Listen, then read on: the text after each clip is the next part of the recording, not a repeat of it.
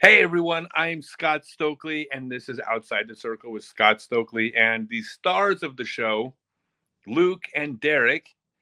And we are 5 episodes in, and I haven't made a single joke about Derek being Luke's father. Are you That's proud of fair. me? I am actually. I actually love that reference because I surely parented him on the disc golf course this Oh, afternoon. shut up. So here, we're gonna have to go there. It's been 5 episodes. Luke, how do Yes. you feel about Disney destroying the character of Luke Skywalker just to push an agenda? Did that like ruin your, or are you too young to like have Luke Skywalker be like one of your heroes? Because I mean, I'm at that age. I saw Star Wars in the theater as a 7-year-old. Right. Yeah, I mean, I was never the hugest Star Wars fan only because everyone who's ever met me is like, "Oh, I am your father." Like, Yeah, I I never know. said that. so I never really got into it. I've seen them. I haven't seen the newer ones. I Oh, you've also missed nothing. They're yeah. they're garbage. They're I horrible. mean, I also expect Hollywood to ruin everything, so why not Star Wars? Hollywood ruins. They They've do. ruined all like they've ruined Terminator, Star Wars, Star Trek, Predator, like everything. Like Yeah. literally, there's like a 0% Rocky. chance that they're gonna ruin John Wick. I mean, I don't know how they're Yeah, gonna do it. definitely. I guarantee in 5 years, John Wick will be ruined. Yeah, Hollywood is the worst. That is the whatever Hollywood was, they ain't no more. Me and my wife were going through and watching the Matrix movies, and we watched the first one. We're like, "Yeah, all right, I get the concept. This is kind of cool." And then we Yeah, watched the second one. I'm like, "Already ruined. Cool. This is already great." ruined. The first Matrix is one of the greatest films ever made. The Yeah. original Matrix, and I went. Look, I was in Minneapolis when I saw it. I was dragged kicking and screaming to this movie because I'm like, I don't like movies with special effects. I don't like CGI. I don't like I was already hating that trend in movies, and then Right. I got dragged to Matrix and was like, oh my god, this is one of the smartest films that I'd seen in forever. And then the second two were just action movies. But yeah, I Yeah, love Matrix. exactly. It was like 35-minute fight sequences that were half CGI, and I was like, "Oh, this has no story. That's cool." Yep. Yeah, Yep. no, but no, the original Matrix is like it's one of the most rewatchable movies ever. It's brilliant. I don't think Hollywood ruined that one the way they've ruined Star No. Wars. I That's will fair. say though, like as far as Disney goes, what they're doing with like Guardians of the Galaxy, they're still entertaining movies. Like We they get haven't to messed we them up yet. allegedly we get to hear our first F bomb in the Marvel universe Ooh, that's big news. coming Big if from true. Peter. Oh, it's definitely true. Like James Gunn confirmed it. Chris Pratt confirmed it because he's the one Oh who says no, it in the movie. that'll make Marvel cool again. Yeah, right. Like I'm not like I know that you're what I would call a comic book nerd. Comic book nerd, yes. I I was never one, so Prefer comic books over movies, preferably. But like watching the movies, it's like it's fine. I don't. There's nothing to ruin. There's no backstory to ruin because I don't have a backstory. So I'm like, this is just fine. what I find and I enjoy about the movies is because a good majority of it does like they take bits and pieces from like canon comic book storylines, but it's not. Sure. So like it's something different from what I would used to read. You know what I mean? Hollywood It's can't even spell the word canon. They that's have fair. no idea Touche. what they have. They hand these movies over to directors that have never even seen the original movies. They don't Yes. understand canon. They don't understand the universe they're working in. They just have an agenda. They're pushing it down your throat, and they're awful. Boo, Hollywood. Okay, now I Boo, probably should. Hollywood. We're boycotting Hollywood. Oh, We're starting the boycott right here. no. There's one good. There's still one good producer in Hollywood, and that is the producer that wants to turn my book, Growing Up Disc Golf, into a movie. Love you guys. I love you. You're my favorite producer ever. You're not like the rest of them. Let's do the casting for the movie right now. Oh, I already have it cast. Let's hear it. Okay, so the movie's going to star Gannon Burr. Okay. I've already told Gannon Burr's mom that Gannon is starring as me in the movie. I have there's a huge part, which is really funny. Sam Ferrens, the 1984 PDJ world champion, 1985 WIFDIF world champion. He's now one of the top dogs at Innova. He was my rival growing up. And like my biggest rival is a junior. And I didn't remember until I wrote my autobiography just what a huge part of my life he was in. I mean, he was in so many of these stories from the early days. And he's going to be played by Mason Ford. Nice. And that's as far as I've gotten. Oh, my daughter wants to play the part of my mom in the movie. I'm not nice. her mom. I'm no part of her mom in the movie. Oh, okay. So she's going to play my second wife in the movie. So it's just back when I thought marriage was kind of in back then. People, anyways. Yeah. It was the cool thing to do. Yeah. It was all the cool kids were doing it. Yeah. It's like, oh, you're 25 and not married, you loser. And oh my God, you have to have kids. Yeah. Like, oh God, your biological clock is ticking. Yeah, no, that was, it's like, you grow out of a lot of things when you get older. And so I grew out of that. But now, I've pissed off Disney fans. I've pissed off fans of marriage. Marvel fans. Let's see what else can we piss off. Oh, there's nothing worse than, no, I'm not going to say it. Nothing worse than that circle jerk page. Am I right? Oh my God. Oh my God. I hate. Don't go there. Don't go there, anybody. Don't go. don't go to Reddit circle jerks. So what's up, you guys? You guys watch the OTB this weekend? Yeah. Yes, absolutely. we did. It was super awesome to see Paige Pierce catch a win this season. I'm glad she was able to come through off the injury and pull one out. And she performed phenomenal. I thought she looked like the Paige Pierce of old out there. Yeah, it's like, look, she still got it. Kat still has it. I mean, Sarah Hokum's she'll stick another win up there. Like right. The old guard isn't gone. It's just there's a changing of the guard, but that's a present tense term, changing of the guard. It's not the guard has been changed. Like I like that. Yeah, there's still. I mean, if you were seeding the world championships right now, I mean, you probably put Tatar at number 1, but do you put Paige at number 2 still? I mean, would you pick against her? Yeah, I mean, like it's still Paige Pierce on the biggest stage, right? I mean, like hard to not put her there. So, and then if she wins, no one's shocked by it. Even if she wasn't your pick to win, no one's like, I can't believe. Like Paige has still got it. She's still Paige Pierce. I gotta say, I counted her out because it just didn't seem like enough time after the injury was like impeding her performance at Champions Cup that she would be, back to top form. So like when we were making our picks, I didn't have her in the top 3, just because I didn't think it was enough time. Usually, I mean, you check out shoulder injuries now. I know it's like a tinnitus in her shoulder and elbow, but I mean, you look at Eagle, which is a different thing. But like, look how long it took for him to come back to top form after his. I was like 2 weeks, 3 weeks seems not long enough. And then she comes out and lights it up, and I was like, I don't know anything anymore. Yeah, the whole injury thing is real interesting because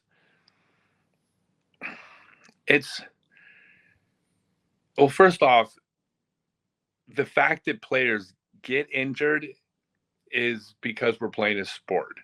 I mean, just because it's disc golf, just because it's not rugby or football, does not mean you're not trying to make your body move as fast as you could physically make it move, because you're trying to accelerate an object as fast as you can accelerate an object.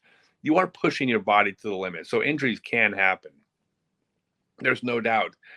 But I'm surprised by the quantity of injuries. The amount of people getting hurt is more than I think should be.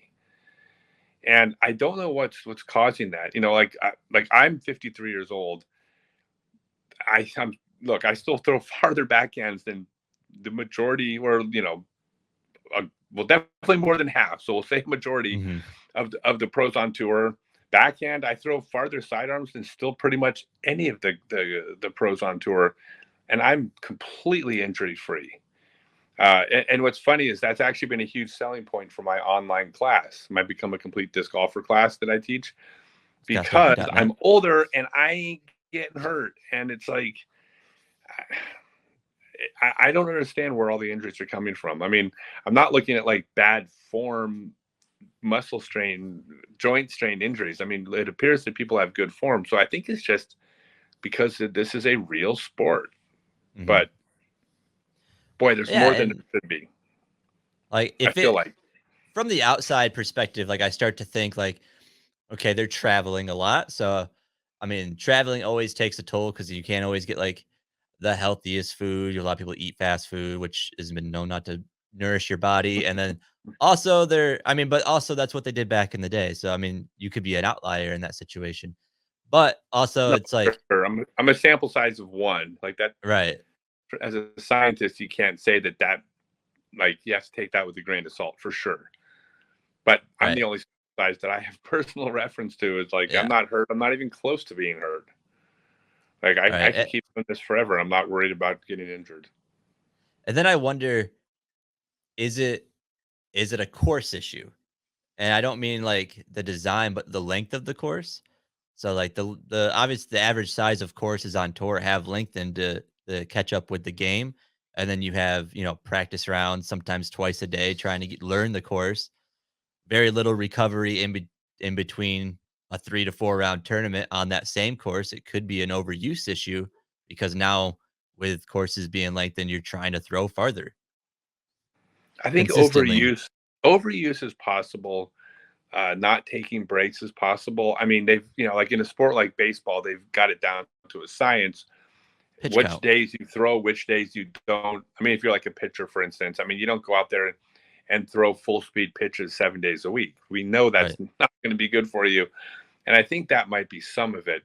But players have always, like, it's not like they used, like 5 years ago, everybody knew how to take Mondays and Tuesdays off, and now they stopped. I mean, nothing's really changed. I don't know. I will the money. And the size of the courses. The money. I mean, as far as on the bodies. But I'll tell you one thing that is, I'm happy to see is that there are players, a lot more players that seem to be taking care of their bodies and working out, building muscle, building stronger frames. And I would predict that those players will see a lower percentage of overuse injuries than players not doing that. Absolutely. I predict, I mean, like for sure that's going to happen. Taking care of your body and having a stronger frame is good for you. But yeah, it's been a surprise how many players are getting hurt. All right. I don't foresee a player like Ezra Aderhold having an injury anytime soon. Other than on his fingers. I mean, anybody could like slip on a tee-pad and pull a muscle. All right. I mean, Eagles like injury overuse. Was a fluke. Yeah. Eagles with a fluke injury, but simply from overuse. But you still gotta you gotta be able to take days off. Yeah, you have to force yourself. One of the big things I've seen, especially from younger players, is when they do get injured or they do something is starting to hurt, they don't want to take time off, and it's like, look, you're not going to forget how to play if you take a month or two off. Like you won't. Right. You're not going to lose anything. You'll lose something and you'll get it back in like 3 days. Yeah. Like it's not going to just. But I think if you're really good, that's probably a fear. Like I don't want to, I don't want to rock the boat. And whatever you're doing that got you there is like I get it, but at some point you gotta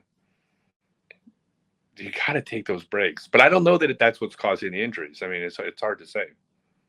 Right, especially if you're a player, like you're starting to play better on tour, you're starting to move up those leaderboards. You're like, okay, well, I gotta keep grinding and keep grinding. If I keep grinding, maybe I'll see a top 10 or a top 5, and then they overwork themselves, and then it actually ends up being the opposite.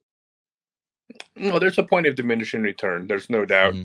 I can tell you as an older player that the point of diminishing return happens pretty quickly. Like I can't throw 300 drives in a day and then come out the next day and like compete compete Right. like at any level because my body. When I was younger, though, I did this all the time. Like that was just almost irrelevant. So I don't know. I like I said, the reason it's not a mystery why it's happening. If it had always been happening, it just seems like it's happening so much more, and that's the confusion. Like, why is it happening more than 5 years ago? Like, what's different? I don't know that anything is. So it's.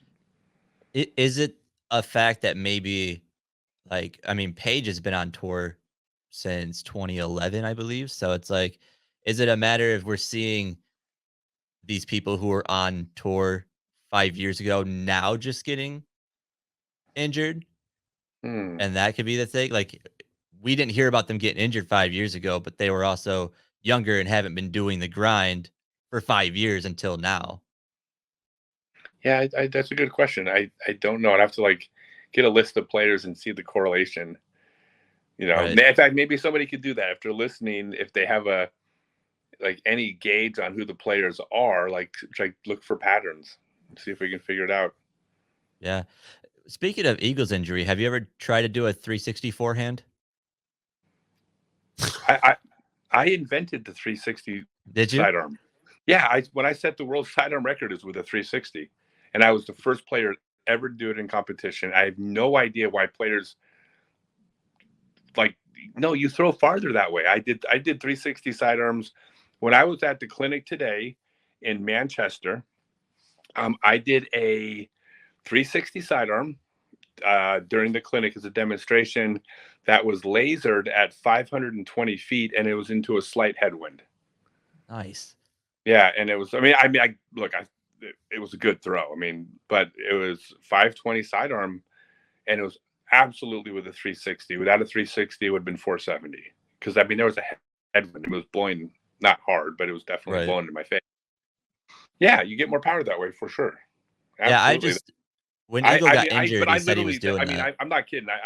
Nobody was doing that. I did that. I'm not saying I'm the first person to ever experiment. I'm sure someone tried it in 1972, but I'm Mhm. the first person that went out there and like used it and successfully. Yeah, because Eagle was filming a video for Jomez, and when he made his post about the injury, he said he was trying a 360 forehand. And I honestly had never seen a 360 forehand that actually looked like it would have worked. They always just Okay. come out floppy and weird. If you go to my Instagram page, Mhm. Scott Stokely Instagram page, that is one of the 3 videos that's pinned to the top of my page. I threw a 600-foot sidearm shot with a couple lasers at a clinic, flat ground, not heavy wind. It was like a slight tailwind breeze, but I threw a 600-foot sidearm. It was with a 360, and that's on video. Heck yeah, I have to check that out because I've literally never seen anybody do it. You see distance competitions, you see 360 backhands, but never sidearms. So It's you get more power. There's no doubt you get more power that way. heck I'm yeah. gonna break it out in leagues tomorrow. Yeah, check out my Instagram. And maybe you can even grab the clip and put it on the video when we actually air this. Because Yeah, heck yeah. yeah, it's my farthest flat ground sidearm, and it was on video. Heck yeah. Well, going back to OTB, we've seen Emerson Keith take it down in MPO with a battle for a second with Aaron Gossage, which was super cool to see Aaron Gossage up on top. Up on top again, yeah. Yeah, kind of riding the momentum from the 303 Open where he won that, took that one down. Kind of fell apart late, which has kind of been his MO in big tournaments lately, but he'll get there. I mean, he has a ton of time. Aaron's top player in the world. Emerson's such a cool kid. I love watching Emerson throw. Yes, he gives hope for us short guys. No, he does, right? Because look, this is physics. If you're 5'7" and you throw identical to somebody 5'7.1, the person 5'7.1 will throw a tiny bit farther, right? It is right. a mathematical certainty. All things being equal, a little bit taller allows you to throw a little bit farther. That does not mean that you can't be a shorter player and be really good and throw far enough. Mm-hmm. On the pro tour right now, they talk about tour distance. And tour distance means being able to throw I mean, well, it's subjective, right? So I'm going to give you my version of tour distance. Is Right. you need to be able to throw a 450-foot hyzer, basically a really controllable shot, 450 feet. That's a far throw because that's not a maximum distance flex shot. That's a crush, right? 450 feet. And I mean, hyzer, it could be like a slight hyzer flip, but a low controllable golf shot. If you can throw that shot, it means that you can also, at that speed, that disc will fly 525 if you're willing to like flex it. Now you lose accuracy, right? So there's times Right. where you want to throw the 525 foot throw because that extra 75 feet of potential, not guaranteed, but potential distance also adds a much larger variance of where the disc is going to land. And with all the out of bounds and trouble you can get into on a tour course, you don't always want that. But basically, that 450-foot throw is really close to what you need to compete out on the tour. And Emerson is the evidence that like you can be a shorter player and absolutely have the power to do that. Now, the fact that he won at the OTB, that's like a 12,000-foot course, right? Longest So course on tour. He won on a monster course. Emerson throws far enough. By the way, Paul's not 6'6". Paul's not the tallest guy. Paul's not short, He's but Paul's not 5'8". he's not the tallest guy in this. Yeah. So Paul is tall enough to have the power, obviously, as well. So the big thing for shorter players to understand is like, just because you look at a barrier to this high ceiling of distance, very few players or very few shots on the pro tour require that type of distance. Right. Like, so Emerson, thank you. It's perfect. A perfect case to be made. Emerson and Paul, that you can throw with proper technique, you can throw far enough. Perfect. Yeah, it's just a matter of, so like if you put Emerson and Gannon Burr side by side, I know they don't have the exact same form, but say they did. You see Emerson exploding through a lot faster than Gannon because Gannon can use his longer levers to get that kind of potential to kinetic energy on the disc. So it's like you can do the same thing and get the same distances, but it's not going to be the same as a tall guy. I mean, I'm only 5'9", so I'm only 2 inches taller than Emerson. So I understand like having to explode through to get the distance compared to someone like Mr. Scott Stokely, who's well over 6 foot. Well, yeah, I'm 6'7", but Yeah. again, that's the thing. I mean, that is a component of the game, but it's not a barrier. It's kind of like if you want to be in the NBA. Yeah, it's nice to be 6'10", but you can compete at 6'5" if you're good. Right. You know it now. Or Spud Webb. Yeah. Well, there's always outliers, but Yeah. no. But yeah, Emerson's technique is so good. He crushes a disc. Yeah. He's not out. I mean, he didn't win that tournament because he throws 400-foot shots into the fairway and makes all his putts. He freaking smashes. So that is the evidence out there. If you're not tall, like, it doesn't mean you're in the wrong sport. Like, you could be a world champion in our sport at any height, for sure. Yeah. One thing I loved about Emerson's game is doesn't matter what shot, how big or how small, he went through his routine every time. Every single time. Like he never faltered from his routine. And I mean, if you can be that comfortable, if that routine gets you in that headspace where it's like, okay, if I do this, I know exactly what I'm doing. Obviously it works. It worked in his favor this weekend. That muscle memory. Yeah. And I think it was like the second largest gap between playing your first pro tour event and your first win or something like that. Yep. The first largest was Matt Bell at the 2019 Delaware Challenge. Yeah. I mean, look, Emerson works hard. He's paid his dues. He deserves. Yeah. I mean, look, there's nobody out there that doesn't deserve it if they win because A, they won, and B, it takes a lot of work to put yourself in that position. So I'm happy for him. Everyone likes Emerson. Everyone's happy for him. Proud of him. Like, yeah. And what a great pickup for Lone Star. Like, that's just, yeah. I mean, and then for him to come out and win right now, that's, Yeah. I mean, beautiful. I mean, Lone Star's a great company. They got great people down there. I'm a big fan of what Lone Star's doing.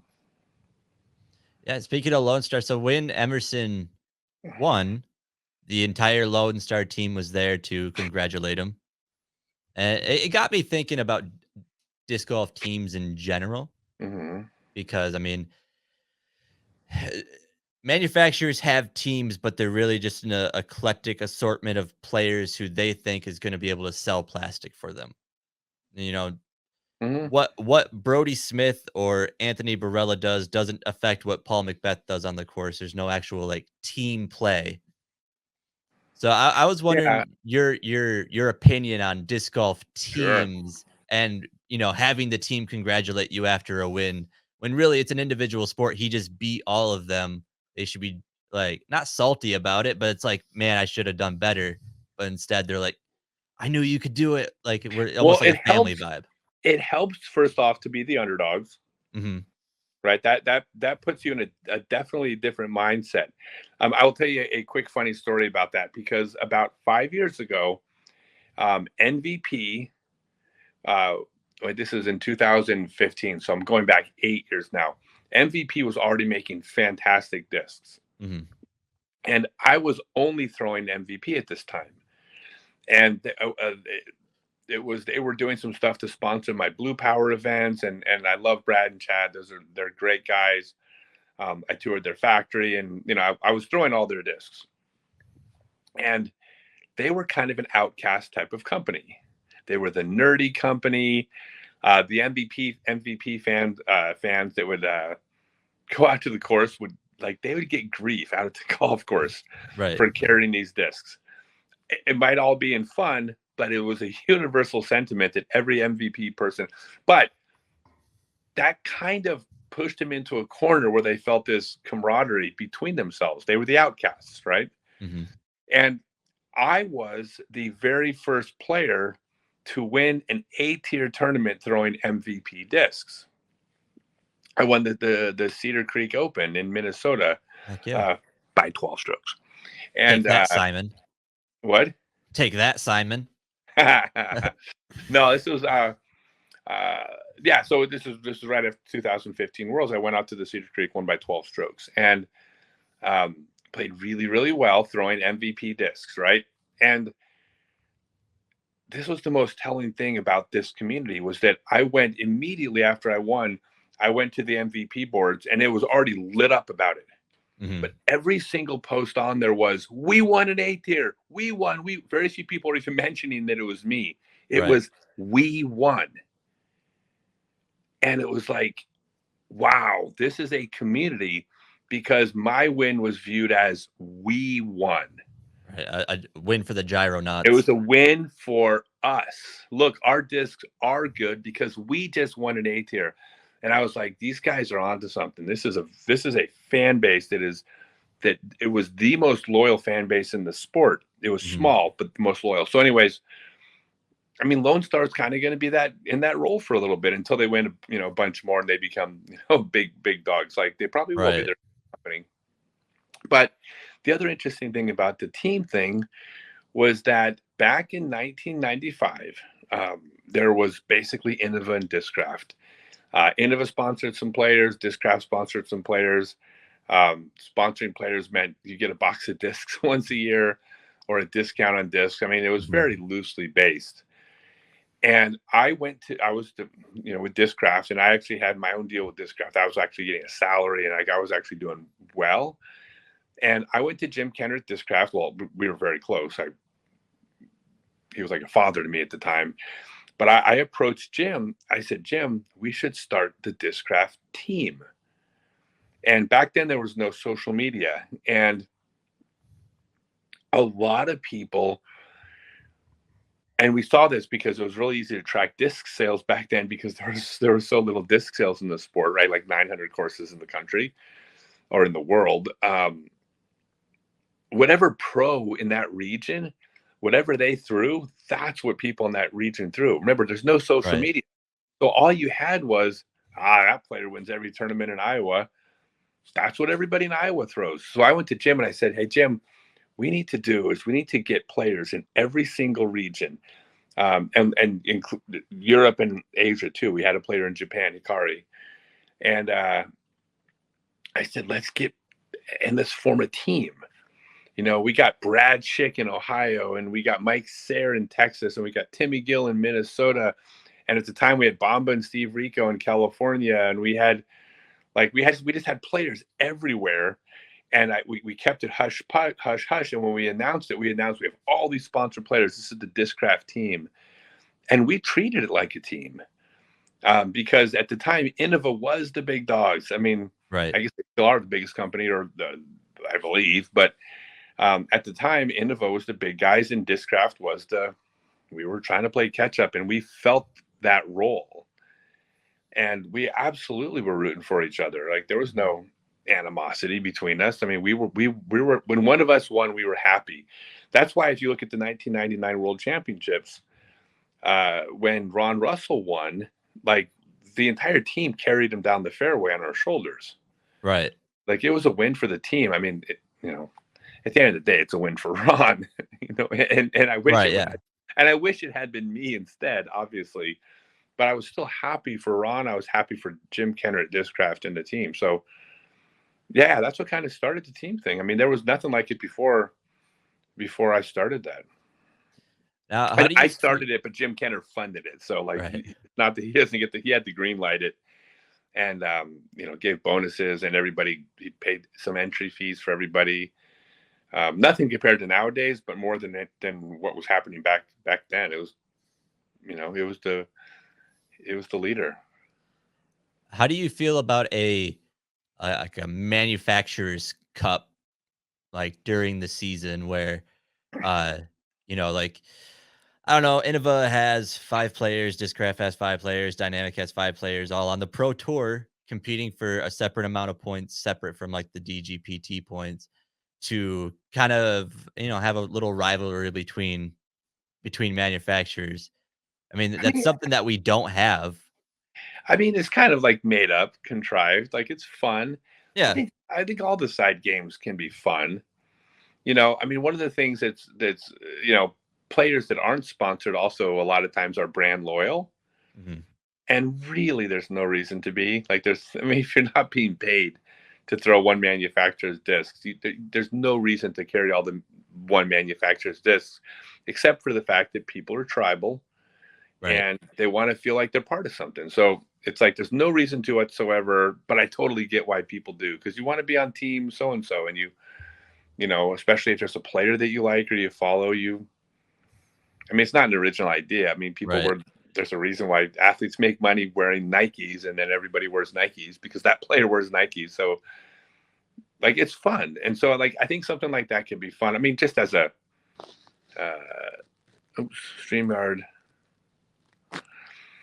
asked me to increase my storage size, which is strange because it's on your StreamYard. Yeah, weird. But yeah, no, I mean, hey, look, I'm up for anything that's fun and interesting and is more disc golf. Like, if people are interested in that, like, if they're interested, do it. Like, put it together and make it happen. Right. Yeah. See, I carry mostly one manufacturer. I bag mostly Discraft, but I do it because I'm a fan of Discraft. But B, I also did it because I started throwing Discraft.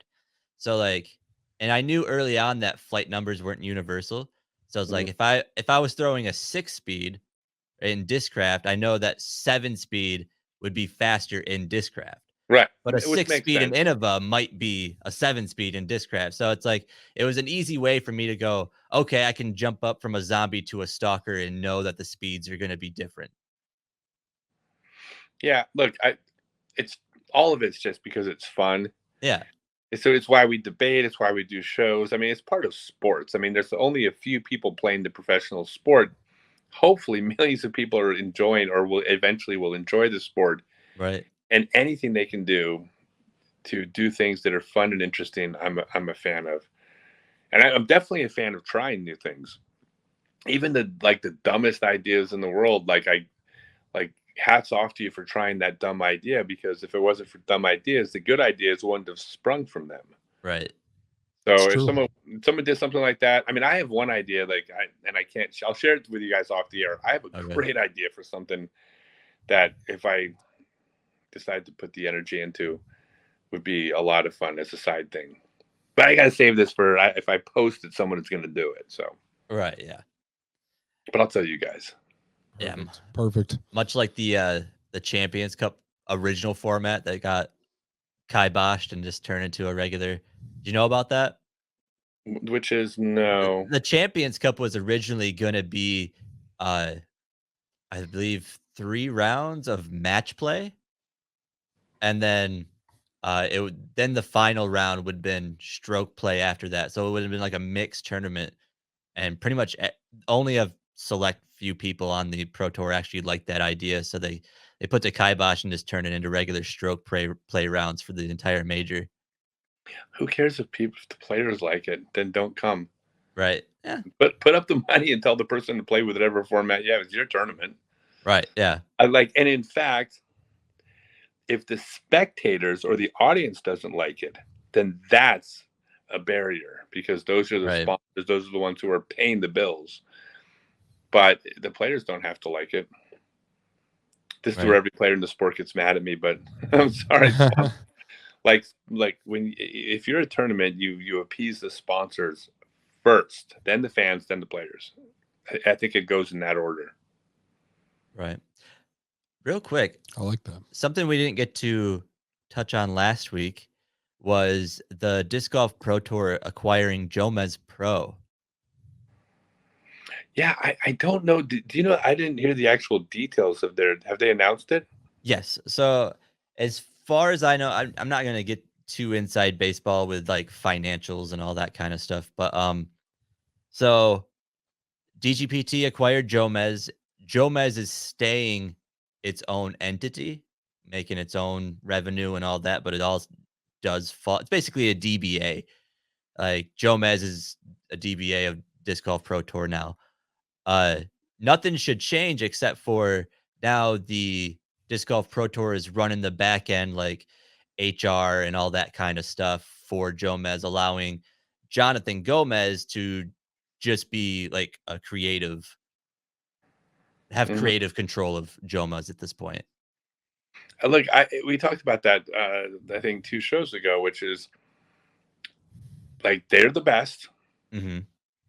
And they deserve so much credit for where our sport is. Absolutely. My biggest fear was that it was just going to not work out in their favor and they were going to get left out in the cold or shrink into obscurity because they're not live. And whatever arrangement they have, if it financially benefits them and helps take care of them for their careers, their families, their college funds, for their children, and their retirement, then I'm happy for them. They deserve it.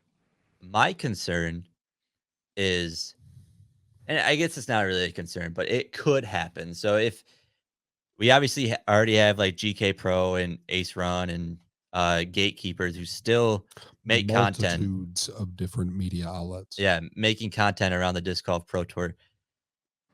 The Pro Tour has every right to go, well, we have our own post-production team. We don't really need you. Like, there's no sense of coming around to the tour anymore. We're not going to allow you to the film here. And then you have not only DGPT almost monopolizing live, but also monopolizing the post-production of the Pro Tour. And it's fully in their right to do so as a private entity. But is that good for disc golf of having no other outlets or rivalries? Well, no. Okay, so monopolies aren't good, but you also, for capitalism to work, right, and it works well 98% of the time as far as making things good. And by the way, you can't post negative comments because I left you 2% for when it goes off the rails, which it does. But 98% of the time, capitalism drives innovation, it drives progress, it drives all sorts of things. And the success of the Disc Golf Pro Tour, part of that success comes with the carrot being dangled in front of the people that created it to be wildly successful. Right. And so I would never want to deny them that level of success because the Pro Tour exists because of that level of success. Now, the GK Pro and Gatekeeper, and these are my friends. Like, I hope they don't get left out in the cold.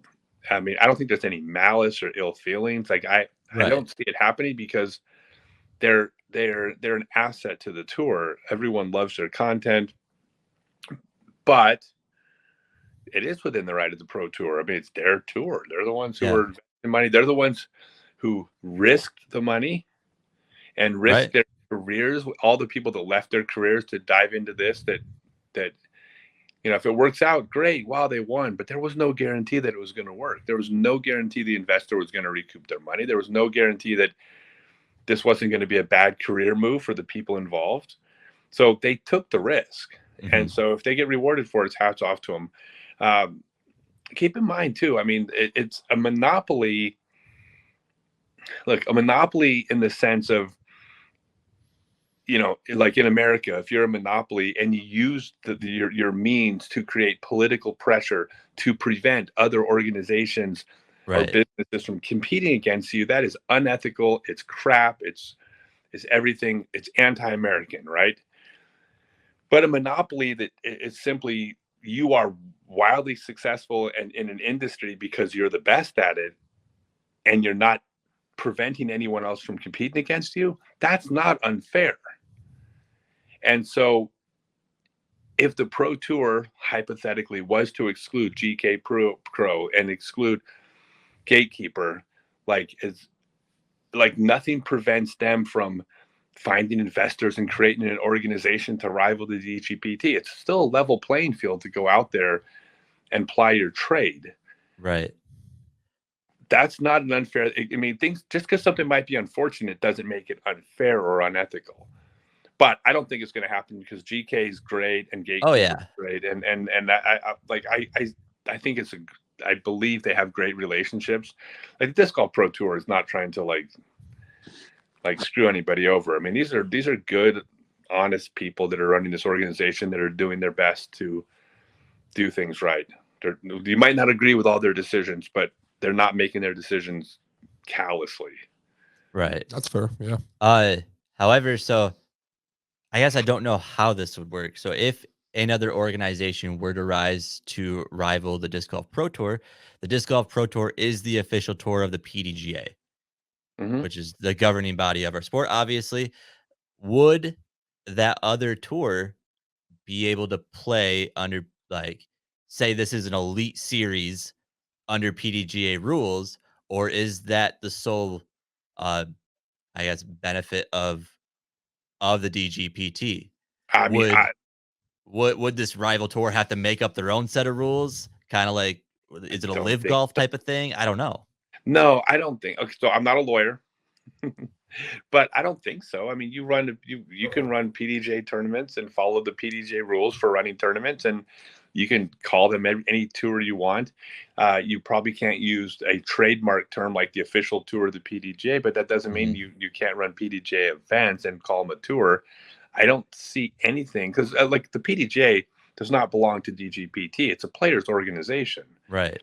And so there is nothing in place to prevent someone else from creating a tour under PDGA, the PDGA banner, and saying, hey, these are our 10 tournaments in our Texas Disc Golf Series. And if we happen to have a $10 million sponsor and that becomes the more appealing tour for the players to go on, I don't see any barrier to that. I don't see why that would happen.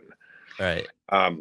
Yeah, I'm saying, like, I mean, you could do like, oh, these are all A tiers, but I was just saying in the true sense of elite series, obviously that only exists under the DGPT umbrella. Like I can't go out and run an elite series that isn't a DGPT event. Well, no, that's like a trademarked elite series term, but it doesn't mean you couldn't run a gold series under the Luke Pro Tour. Like, there's nothing preventing you from doing that. I don't believe there's anything in place preventing anybody from competing. It's just the DGPT does it the best. They have arrangements or contracts. I'm not sure the details, but I'm sure there's something in writing with the premier events on the premier courses. So competition faces challenges. Right. But competing against a successful business or organization comes with challenges. Yeah. So, like, the fact that you're like, well, they have all the best events. Well, guess what? if if I try to open up a taco shop in a town with a chain of taco restaurants, yes, they already have the best locations. That's not their fault. They got there first. You know, you find other locations and try to do your best. Again, as long as there's nothing like unethical preventing someone from competing, then I'm fine with the DGP being as successful as they could possibly be. I'm also a fan. I love the people involved in it. They're great for disc golf. They care about disc golf. They care about the events. They're doing their best. So, I mean, I'm a fan, but I'm not a fanboy because like I'm a fanboy. I'm a fanboy because I objectively like these people and the organization. I think they're doing their best. Again, not everybody out there is going to agree with every decision they make. Not everybody agrees with every decision the PGA Tour, Major League Baseball, the NBA make. You can't make everybody happy. You can only do what you feel is best. And I feel like they always do what they feel is best, whether you agree with them or not. Like they're trying to make this golf tour into the biggest thing possible. Yeah, and I'm not doing a damn I'm good not job. speaking down on the disc golf pro tour No, at I all. don't think so. I don't think that came across like that at all. But I do have a question. Yeah. Because I don't know. But obviously, Elite Series events are sanctioned. What are they sanctioned under? Are they sanctioned under A tier that are called Elite Series events because the DGPT runs them? Oh, good question. Or are they sanctioned under Elite Series event? They're sanctioned under Elite Series events. They're not A tier, right? Correct. They have their own specific designation under the PDGA for their sanctioning. So another tour could come in and do the requirements, correct, like added cash and all that for an Elite Series event. Hypothetically, yes. Okay. Are you sure about that? That's not a trade name of the Disc Golf Pro Tour. The Elite? To my understanding, I can actually look it up real quick. Well, see, that's the thing though. Is an Elite Series or an Elite event, is that considered a major? Because I know a major has its own designation under the PDGA. Yeah, I don't know about that. I mean, it definitely can't be a DGPT event. That's no. Right. But so I'm almost certain. Like for instance, if I go, let me see here. We're gonna test this theory out, boys. Yeah, see, when you go on the sanctioning page on PDGA, it just says the PDGA event sanctioning agreement covers all PDGA Tour A, B, and C tier events, as well as PDGA leagues. I don't know. Yeah, I think this is a separate. I would think it's a separate thing. I think the term elite, because it seems like it's a generic term, like the term major seems like a generic term that makes it seem like it's more accessible to everybody. But I think it's a trademark. I think Elite Series and Silver Series are going to be DGP. So are these sanctioned as an A tier? That I don't know. My guess is no. The reason why I say no is that the tournaments that have had age-protected divisions along with MPO and FPO have called, they've basically said, hey, we're running 2 events in town, a Disc Golf Pro Tour event and an A-tier event. And those tournaments are listed as an A-tier event. They're listed as a separate event on like the PDGA website, which makes me think they're separate events. Right. But now that does not now if that is true, if I'm correct, that does not mean that you couldn't petition for the Luke Championship Disc Golf Series to be considered Luke level events. Right. And then that could be a term that is granted to you, or that you could apply for some special, exception to like make, I'm not sure how that works, but I was just curious because if they don't list it as I mean, I guess even an option that you could get sanctioned as an Elite Series event. So on Disc Golf Scene, like if you go search up a particular Elite Series event on Disc Golf Scene, any amateur side is considered an A tier. And on Disc Golf Scene, it actually says Disc Golf Pro Tour as the designation for the MPO side. So it actually doesn't have like a tier listed. It just says Disc Golf Pro Tour for the MPO and FPO side listed in Disc Golf Scene. Yeah, I do think it's separate because they've right. It lists as for age protection. Like right here. Yeah, I'm wondering because with sanctioning, obviously becomes like DGPT. yeah, comes like the ratings, but I was just wondering what it's sanctioned as, if it's Disc Golf Pro Tour just has an agreement with the PDGA that they get their own sanctioning tier that nobody else has access to. I don't don't see know. why. I don't see why they wouldn't. They took on the NT events. I mean, they're working with the organization. That's Right. fair. That's a good point. But it wasn't all national tours A tiers anyway? No. No? They were NTs. That was a separate category. Oh, okay. I think. Right. I believe. I don't know. I'm just asking questions I'm into pretty the sure ether. these I are know we don't separate, have yeah. the. I'm pretty sure. Yeah. I'm pretty sure they're considered separate category, and but as long as another organization has the ability to petition the PDGA and be heard, Right. That they want to create something and compete.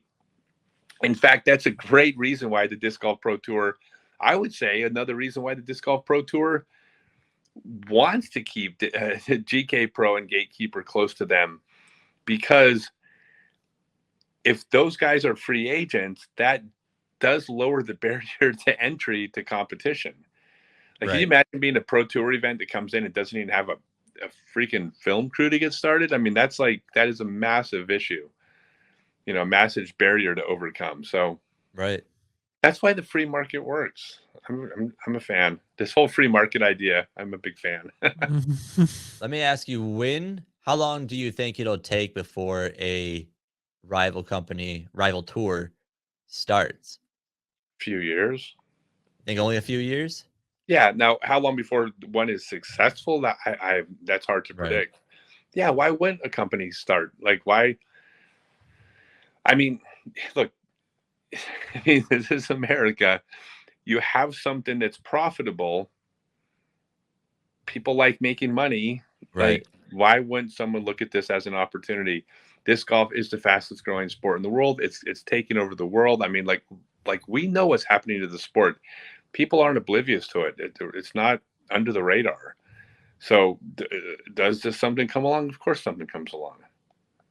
Like, I don't think it's going to take that long. But again, are they going to be successful? Are they, it's going to take a lot of money and a long commitment. It's going to be somebody willing to throw money at something that probably loses money for years. Right. Like, it's not a short-term angel investor type of thing. This is a long-term investment. But there are people with money that make long-term investments. I mean, look, if you think disc golf is going to be a major sport, how much is the governing organization of a major sport worth? I mean, the UFC, okay, we're talking about pay-per-view revenue and blah, blah. Okay, I'm not comparing, but the UFC was worth billions. Mm-hmm. We're not talking small potatoes anymore. And you're buying stock in a business, the business of disc golf, which is going to get larger and larger.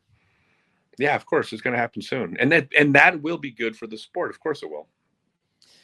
Now, I got so many scenarios in my head now.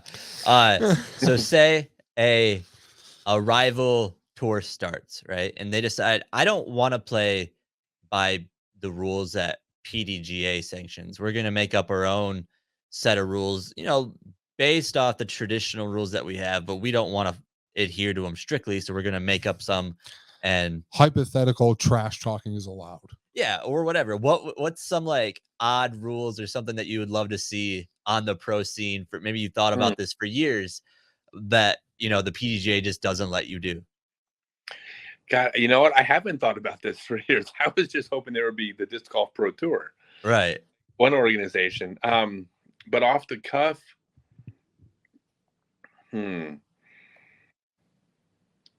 God, I don't know. I think the sport does a good job. Like, I'm not trying to just be a homie to the sport, but it's like, I love the trash talking one is a good one. I would love some smack talk on cards. Like, there are high tier players that are very public about the fact that they want and would enjoy having like some element of like mental warfare in between throws. Like, you still want some sense of like integrity and, respect when somebody's in the tee box and getting ready to throw, but like being able to kind of like maybe chit chat and talk a little smack about like, oh yeah, like guess who's further, like kind of thing, without being punished. Like Calvin Heimberg is super vocal in all of the practice rounds that he's a part of, or things like that, where he's like, oh yeah, I would truly love it if we could actually talk trash to each other. Like it would make the game so much more fun. Technically, you can, as long as the other person is susceptible to it. Right. But that's what I mean. Like being able to kind of poke at you and not have this element like, oh man, I'm about to, even if I didn't want to, right? Like, am I about to catch a stroke? I couldn't hit you with a courtesy violation, right? Like that type of thing. That's a great example, I think, of like maybe they wanted to do something different, right? Yeah, me personally, and this is completely subjective. Like, I hate the idea, just because there are sports that they call them gentlemen sports, and to me, oh yeah, the whole concept of the game of golf, it's like the game of billiards and others. There are sports where it is, I want to give you every opportunity to the best of your ability, physically and mentally, to take your game to the peak of performance, and not like there's an ethics to not taking a person out of that place and trying to play head games with them. But I do think trash talking belongs in MMA and basketball and football. Right. So it's not that I don't think it belongs. I just think there's a time and a place for it. There's a time and a place, and there's different sports. Mm-hmm. And I think the game of golf, we're still golf. To me, that's not what golf is. That doesn't mean I'm right. It just means that's my opinion. I wouldn't like that. And I love that when you're not playing the tour event and you're doing the skins matches and all this stuff. Yeah, trash talk all you want. I mean, trash talks. They trash talk. Yeah, they trash talk. Yeah, for sure. Like I think it's a great part of the game, just not on the pro tour. I don't think it belongs there. I hate head games. Like I want every single person I'm playing, I want them to play their absolute tip top very best, and then I want to beat them at their best. Like I don't want to have to play head games to try to get under their skin. Like it's just not, I don't know. Right. I mean, my opinion. I love trash talk. Like, if I like you, I will trash talk you, kind of thing, because that's just how me and my buddies interact. We just always are crapping on each other. So, like, I love it when I'm on a card and I can trash talk. I do it to Andrew all the time. You know this. If I can trash talk and then they'll send it right back, that makes just playing the game more fun for me personally, just because that's how I am, as my personality works. But yeah, I agree. Like if I was playing in the pro tour, leave me alone, kind of thing. Like, let me just worry about my game. But I mean, if you could do anything with the rules, that might be one of them. Yeah, I mean, like playing pickup basketball in the park. Yeah, I mean, and look, you try things and see if they stick. I mean, if you do this and it turns out, again, I'm a big fan of the free market. Run a pro tour, allow trash talking, put it up on YouTube. If you're getting more views than the DGPT, then you got something, and if it doesn't, you modify it or stop it. But like, I'm not opposed to trying anything. Right. Like, you got to try stuff and you have to fail. I mean, I'm an entrepreneur. I've been an entrepreneur my entire life. You have to fail a lot to nail the winners. So I'm totally cool with that. I'm totally cool with that. I hope the Disc Golf Pro Tour doesn't try it 1 year. I hope I personally hope they never like that idea. But if an organization came up, and by the way, I also, and I've always felt this way, you're not required to play any tournament. Like or any course. Like, I've never once in my entire life talked to a tournament director about a hole I didn't like on a course. That's not my responsibility. My job is to play whatever hole they put up there to the best of their ability. Like when someone says, how do you feel about elevated baskets? My answer is, it's none of my damn business how I feel about elevated baskets. My job is to score as low a score as possible on them, not to have an opinion about whether I like them or not. So the same thing goes for tournaments. You run a tournament, you put a bunch of money into it, and you say, hey, we allow trash talking. That's your tournament. You do it whatever the heck you want. And then if people say, well, I don't want to play in a trash talking tournament, it's not unfair. Like, you don't play the tournament. You don't have to play. So to each their own. And the free market gets to dictate. Same thing. I mean, do players not show up because of this? If so, that's a problem. But if you put enough money, they probably will anyways, which means playing formats they don't like has a price. People have a price. Yeah. The market decides. The market's almost always right. What about during? I know I might be getting into the weeds here. What about during like press conferences? Like I know like during what is it? During the match play championships, they always do a little funny back and forth banter, trash talk. There's a point where professionalism becomes robotic, right? Where they just keep saying the same things over and over because that's what the professional, but also that makes it boring. I've stopped watching the press conferences because it's always Calvin, you've been playing well this year. You're going into OTB Open and low ceilings really cuts out for your style of play. How do you feel? Well, I feel really good this coming into this weekend. Like it's all the same thing over Unless you're cat and merch. over. Unless you're cat merch. But at what point it's like if you legitimately had a problem with something on tour or someone on tour, like how do you feel about being able to air that grievance honestly if asked?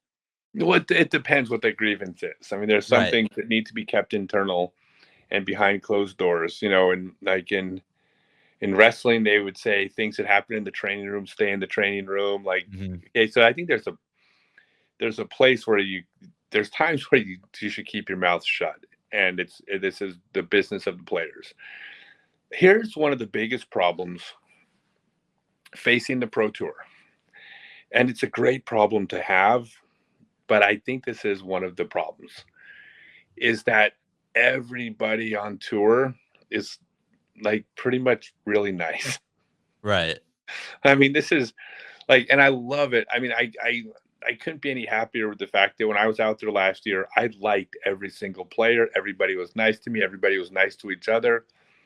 Like if there was any drama between players, it was either minor, and if those players were playing together, like if you were on their hole, you wouldn't know it. They would still be like nice shot and high-fiving. Everyone out there's nice. Everyone kind of likes each other. Like people aren't bitter that Emerson won. Everybody's happy. Right. And I guarantee you that Aaron Gossage and Cole Redalen they're both honest to God, genuinely happy for Emerson. And by the way, so's Gannon. Right. And yes, I think if there was more drama and there was more, bad blood and there was more of these things going on, it probably would make for more entertaining video. But you can't make that stuff up. If you try to force that stuff, it comes across forced. It comes across like bullshit. It doesn't work. It's contrived. People see right through it. And so I don't think you could do anything about it. I think we have to just accept the fact that right now, anyways, our sport is made up of the pretty much nice people. And then what you do is, like, this is an old pro wrestling thing, okay? In pro wrestling, anytime you give a person a gimmick, a character that's totally different than who they are, it comes across fake and phony, and almost nobody can pull it off. A successful gimmick is when a person basically is kind of themselves, but they turn the volume up and they showcase and they shine a spotlight on who they are. Like you just turn the volume up, right? Like Stone Cold Steve Austin really was a redneck from Texas. Yeah. He was successful because he acted like a redneck from Texas with the volume turned up, right? So I think that you have to just point the spotlight on like what you have. And so what our sport has right now isn't ugly rivalries. It isn't trash talking. What we have are a bunch of really cool, nice, likable people. And so we just shine the spotlight on that. And then, hey, guess what? Well, we have a sport where there isn't that stuff going on that you see in other sports that, by the way, a lot of people can't stand. Right. And we just say, look, that's what it is. And then if organically, there are some rivalries. There is some drama. You put a spotlight on that and you say, look, we have this thing going on. And if that causes people to tune in, you do it. But right now it's just, I mean, I can't stress this enough. When someone wins a tournament, everybody's kind of happy for them. Right. Like, Yeah. It's just, they're friends, for better or for worse. Whether that makes good or bad television is irrelevant. These are nice kids. They're good kids. Just kind of who they are. I personally like it, but I agree. It's, MMA has better press conferences. Yeah. By the way, when I'm asking these questions, I just don't want the people to think that my opinion is there should be this or there. I'm literally just asking the questions for the conversation because it's interesting to hear. That's not coming across that way at all. Not even making even a sure. Bit. I don't want them to be like, this guy wants people to talk trash about each other during press conferences. No, you're debating ideas. No, I don't think that anybody's thinking that at all. They might think that they don't like the way you dress. I mean, it's pretty horrendous. Like it's not good. I mean, I can't even see what you're wearing. So yeah, I'm just totally joking. To those people, I would say I'm on a show with Scott Stokely and you're not.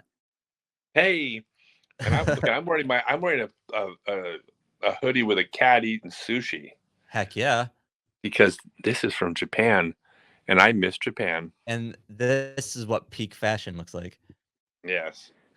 So one more thing before we go, you mentioned Cole Redalen. Yes. And he was on lead card this weekend. He had a rough last round. Let's just say that. However, he was also third 2 weekends ago. Yeah. However, last weekend he was third in Santa Cruz. Yeah. However, this kid, man, he has charisma. He has charisma. This kid. So you see people throw a shot or make a good putt even. And it's little wave. Thank you to the fans. He was looking dead at the fans, fist pumping, like getting the fans involved. And I love that because you don't see it enough. Clapping when he would throw a good drive and pointing at the crowd. Yeah. So it's like, I mean, the fans are what's driving the sport. Honestly, it's like their dollars are paying pros. I mean, part of that admission goes into the tournament, which goes into paying people to get third, fourth place, first place. The sponsors don't pay their players. The fans who buy the discs with the players' names on them are the ones who are paying for the players. Yeah. So here, this is a perfect example. Cole is one of my favorite people on tour. I absolutely love that kid. I spent time with him and his mom. His mom is lovely. She's really working with him to try to make sure his career is on point. And look, the reason it works for Cole is not pretending. Like Cole didn't read a book, how to win over the fans for dummies or, no, Cole is being Cole. And the volume is probably turned up a little bit as it should be. Yes. But yeah, it's great. And he's going to attract an audience because but it's because it's genuine. I can tell you that I'm going to go buy his signature disc because of that. That's all it took. He's a nice and sweet kid. He's got a heart of gold. I mean, look, I said I like everybody on tour. I do. Cole's fantastic. I mean, I couldn't speak any higher of him. Like, there's nothing I could say that would do him justice. And if he is bringing in an audience of people because he has charisma, yeah. Look, I made a list of the top 10 most important qualities to be a professional disc golfer. Driving, putting, and sidearm were some of them. Facebook, Instagram, and YouTube are some of them. And I put charisma on my top 10 list. Right. Of important things for professional disc golfer. Charisma has zero to do with how you score on the course. But charisma absolutely plays a part in how much money you're going to bring in from fans, from sponsorship dollars, from endorsements, from YouTube views. So, the kid's got charisma. I keep the volume up. Love it. And he's going to be an absolute menace out there. And it's real. That's the thing. That's why it works. If he was out there pretending, it might work for a little bit. Then you would see through it. There's nothing to see through with that kid. He is that kid. in 5 years, in 10 years, in 20 years, he's going to be that man. Right. Yeah, it's great. And Yeah, he's the best. you said that you mentioned that you helped him with his putt. I That did. form, I that was stroke so is looking good. Yeah, dude, he was powering those boys in there during the when the wind started turning up in day 3. I was so proud of it. Yeah, he reached out, like he asked me. He said he was having a problem. He told me what was going on. I said, send me a video. I said, I can fix it in 5 minutes. It's just mechanical. Mhm. And by the way, I will segue my online 6-month Become a Complete Disc Golfer course now, because this is my business. But the thing is, when he showed me his putt, I said, I looked at it. I said, I can fix it. This is true. I said, I can fix it in 5 minutes. He goes, you want to go out to the course? I go, no, we'll go out to dinner. And he says, and then we go out to the course afterwards and you can show me. And I said, no, well, I'll show you right next to the table and I'll fix it. I go, this is not even a question. I go, this is an absolute guarantee. This is what's wrong. I can see it. This is all, I'm shallow, right? This is all I do. I teach disc golf and I can see exactly what was going on. I can see exactly what was happening. And then we went out, we spent 5 minutes at the table, and then his putting got better. And then I made a video and I said, hey, can I tell people that I fixed your putting? He says, absolutely, because you did. And yeah, it was very obvious to me. But this is what's supposed to happen. I'm the elder person. There's younger players. Like, coaching and mentoring is something that should happen. Mm-hmm. It's nothing to be ashamed of. It should be something that our sport should embrace, that there should be older players looking out for younger players, and there should be coaches looking out for athletes, and trainers looking out for athletes. All this stuff should be happening. I mean, I'm not saying it isn't. I'm saying that, right. that this is a natural transition as we go from being a fringe sport to a quote real sport. So yeah, right. I did. I helped him. I'm very proud of it. I'm very proud of him. Yeah, absolutely. I think he's the best. The more lead cards and just exposure this kid gets, like, he could probably never. We're seeing him in every event. Yeah, he could probably never win an Elite Series, although he is going to win an Elite Series. He's going to win a bunch. Oh, he's a world champion. Yeah. But even if he doesn't win any of those, if he just keeps on doing what he's doing, he's going to have 1 million fans that those wins won't even matter as much, because he's going to be making so much from disc revenue. This kid's going to go far. You're going to go far, kid. You're going to go far, kid. Keep on pushing. He is. But here's the thing. If you're a younger player, don't try to be Cole. Be you. Yes. And then turn the volume up on you. Whoever you are, turn the volume up and be you. And put it out there. This is the whole idea of how you build a fan base. You don't try to please the fans.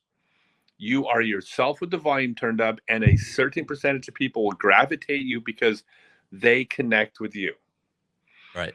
Like I have a lot of older fans, for example, that have connected with me for some reason. Who would have thunk? But I didn't go out and seek out. I'm going to seek out an older audience. I'm going to try to. No, I'm just me. It just so happens I'm a 53-year-old me, and older players connected with me because they feel a connection to me they might not feel to Cole and Gannon. Right. There are a lot of younger players that would never find a connection to me because they are Cole and Gannon's age. And by the way, you're not required to just be fans of people your own age. I'm just saying in general, that's the way it works. And all you need is a percentage of people to connect to you. It's a really big sport.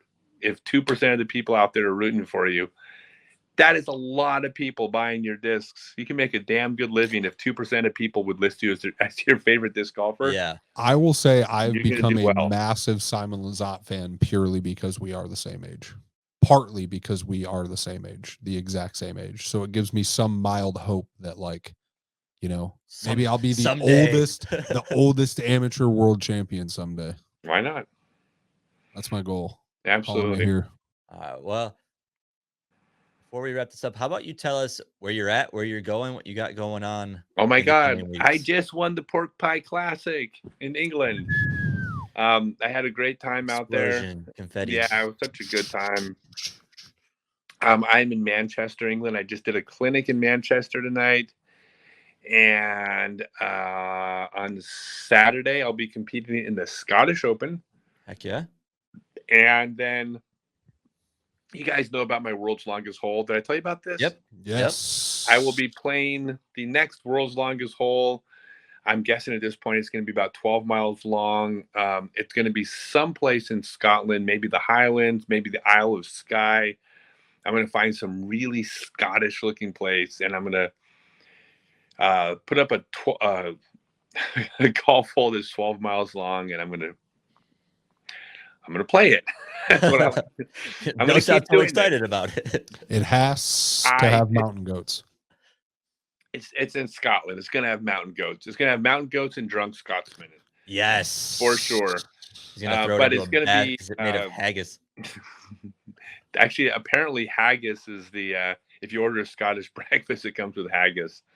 I'll eat it. I'll try anything. I'll try it. Yeah. Will you try? You're gonna wear a kilt? Wait. Will you try eating anything? Not that anything. They serve at a restaurant? Not anything. Okay. I have limits. Okay, because we just found a meal that we can get in Japan. It's more common in Korea, but you can get in Japan. But it is freshly severed octopus tentacle that is still moving around and writhing on the plate. No thanks. No? I have seen that. I'm good on that. I've seen that. It's like moving. What's that like in the Klingons call it? Grrr, or something like that. Yeah, whatever. Yeah, it's close enough. I don't speak it, but it's something like that. Yeah, no, I mean, we'll do it. I'll try it. I mean, I'd probably try it once, but if I was alone at a restaurant, that's like I'm not ordering that. You know? No. I would try it because Instagram is watching. Yeah, right. I would I'll never do it try for the it critics without social media watching. So I'm Scotland. We're gonna do that. We're gonna play the Scottish Open, play the world's longest hole. Gonna go to Ireland to do a clinic out there and visit, and then off to Croatia for the beginning of my 3-month primary European disc golf tour, starting at the Pro Forcer, I guess, in Croatia. And super stoked to see some coverage. Oh my God, I'm so excited! I can't even wrap my head around it. Well, but I'm not looking past Scotland. I mean, Scotland's going to be great. Right. So we're going to go to Inverness and Glasgow and Edinburgh, and we'll go to Loch Ness because you have to. You have to. Yeah. Of course. And don't forget to go over to scottstokely.net. Buy golf discs. Sign up for my 6-month class. The backhand portion of the class starts a week from Tuesday, which will be actually when this airs, it'll be next Tuesday. The backhand portion of the class starts. If you want to get on the backhand, you want to head over there. And I can't stress it enough. This is my pride and joy, my 6-month class. I mean, you want to get better at disc golf. When you see a scrawny 14-year-old kid that can throw a mile and you're like, I don't understand that. I'm bigger than them. I'm stronger than them. I'm more coordinated than them, yet they're throwing a mile. That's because they have better technique than you. And that's what my class will give you, is the proper technique to crush. So scottstokely.net, 6-month online, become a complete disc golfer course. Heck yeah. Heck yeah. And if you can't get enough of us, which how could you really? You can go find us over at C1 in the Morning on Twitter and Instagram, facebook.com/C1 in the Morning. Follow the link if you like to our Speakpipe. You can leave us messages. We'll play it live on our podcast. You can talk trash to us. That's fine. Just get us those clicks. Come on. But you just have to just do something about that clothing you're wearing. I'm serious, man. You're embarrassing. You're embarrassing Derek and I. I'm just look. This coming from the guy with a cat eating sushi on his shirt. Fire. This is this isn't a podcast. This is an intervention. Oh, okay. We brought you. Hold on a minute. Let me get out my note. Well, see, here's the ways that you've hurt me. I hate you. I hate you so much. I hate everything about you. Yes. I can't wait. Watch your show, everybody. Thank you, everybody, for tuning in. Yeah, thanks, everybody. Have a good one. Talk to you guys next week. See you.